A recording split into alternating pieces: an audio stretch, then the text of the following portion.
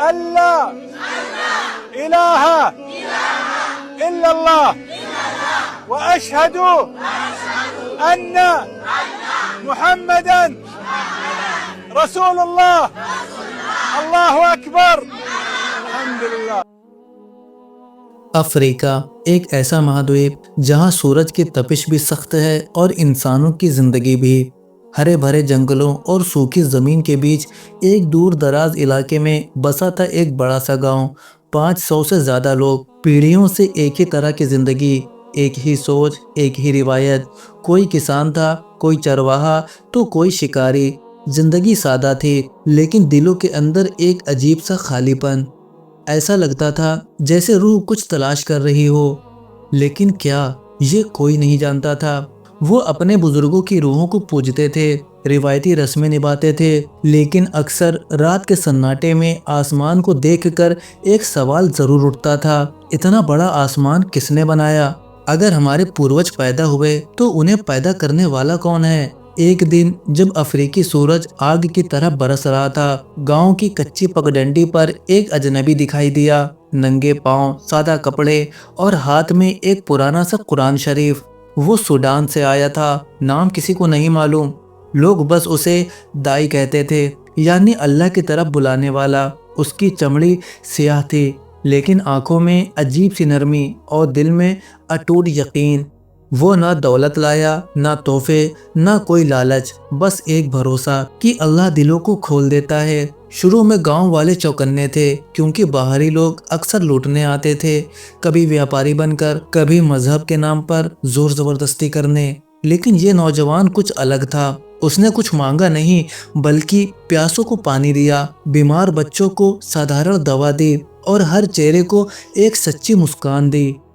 پہلی رات وہ گاؤں کے سردار کے ساتھ ایک پرانے باوباب کے پیڑ کے نیچے بیٹھا.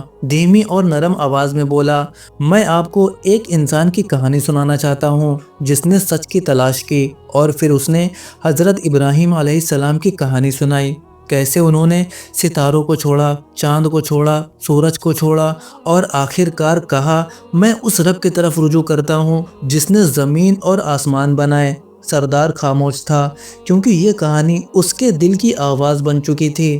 دن گزرتے گئے، ہفتے بیتتے گئے.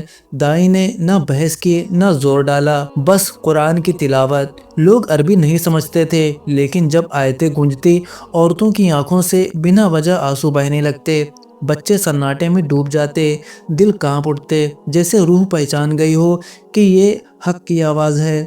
جمعے کا دن آیا. دائی نے کہا: آج میں تمہیں اللہ کے سامنے جھکنا سکھاؤں گا. شروع میں کچھ لوگ آئے لیکن جب انہوں نے دیکھا کہ وہ انسان زمین پر ماتھا ٹیک رہا ہے تو ایک بزرگ کی زبان سے نکلا: اگر یہ اپنے رب کے لیے اتنا جھک سکتا ہے تو اس کا رب ضرور بہت بڑا ہوگا. آنسو بہنے لگے. شام کو گاؤں کا سردار سب کے سامنے کھڑا ہوا. آواز کانپ رہی تھی: آج مجھے میرے سارے سوالوں کے جواب مل گئے ہیں. میں گواہی دیتا ہوں کہ اللہ کے سوا کوئی معبود نہیں اور محمد صلی اللہ علیہ وسلم اللہ کے رسول ہے. بس پھر کیا تھا؟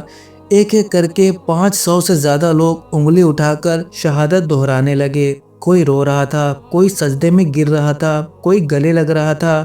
افریقہ کی زمین اس دن گواہ بنی. اس رات بجلی نہیں تھی لیکن پورا گاؤں نور سے بھر گیا تھا. ہر گھر سے تکبیر، ہر کونے میں دعا. پرانے جھگڑے خود بخود ختم ہو گئے.